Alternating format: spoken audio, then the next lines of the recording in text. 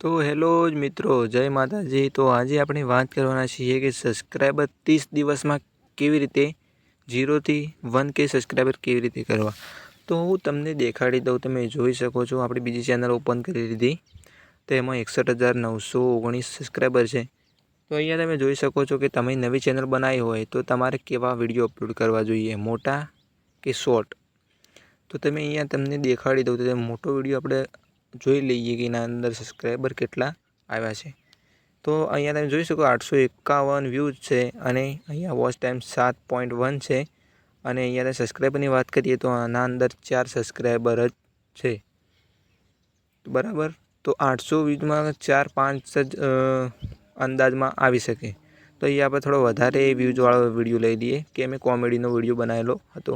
તો અહીંયા તમે જોઈ શકો છો કે એના પર 5,600 વ્યૂઝ છે। તો અહીંયા 3,000 વોચ ટાઈમ છે અને 27 સબસ્ક્રાઈબર છે। 27 સબસ્ક્રાઈબર છે એટલે વ્યૂઝ છે એટલે સબસ્ક્રાઈબર હોવા જ જોઈએ।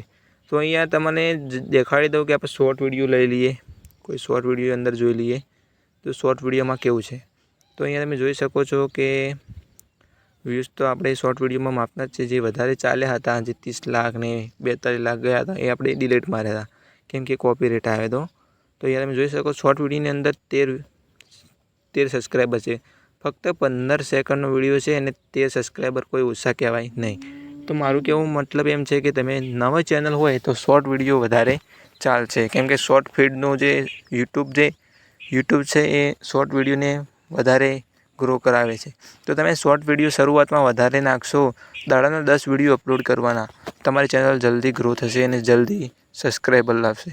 શોર્ટ વિડીયો સબસ્ક્રાઈબર લાવે એટલા કોઈ મોટા વિડીયો લાવી શકતા નથી કેમ કે શોર્ટ વિડીયોની અંદર સબસ્ક્રાઈબર વધારે આવે છે કે શોર્ટ વિડીયો હાલ વધારે પસંદ કરવામાં આવે છે। તો અહીંયા તમે જોઈ શકો છો કે આપણા વિડીયોની અંદર 1 સબસ્ક્રાઈબર વધ્યો છે એક વિડીયોની અંદર। તો અહીંયા નવી ચેનલમાં એવું રહેવાનું જ, તમે જેટલા સબસ્ક્રાઈબર 1Kમાં તમે લગાવશો તો તમે રોજમ 10 વિડીયો કે 5 વિડીયો દાડાના અપલોડ કરવાના। 30 દિવસની અંદર તમારી ચેનલ ગ્રો થશે અને સબસ્ક્રાઈબર વિડીયો સારો ચાલશે તો 1K તો શું 2K યા 5,000 સબસ્ક્રાઈબર પણ થઈ જાય છે। પણ તમારા વિડીયોનું કન્ટેન્ટ સારું હોવું જોઈએ। તો વિડીયો સારો લાગ્યો હોય તો સબસ્ક્રાઈબ કરી નાખો।